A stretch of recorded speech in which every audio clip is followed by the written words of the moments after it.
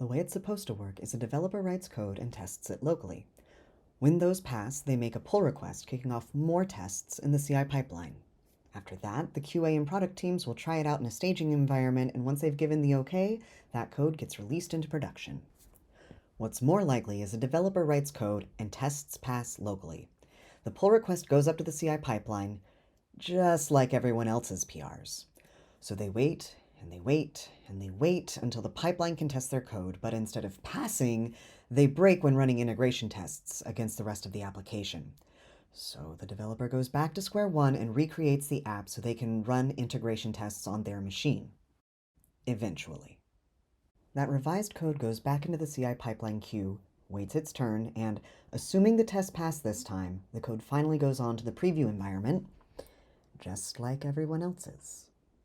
All of the hotfixes, manual testing, and feature validation in the queue makes it hard to guess when the code will get approved for release, but it eventually gets there.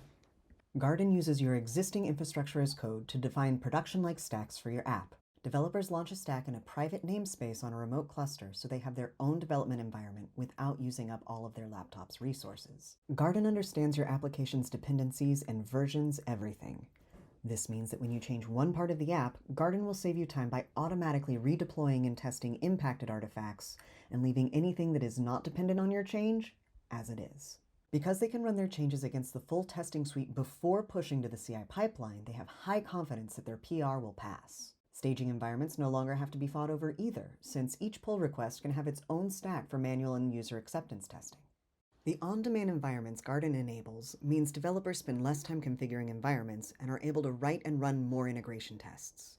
QA and product teams can test and review at will, and individual demo environments can be spun up to show new customers.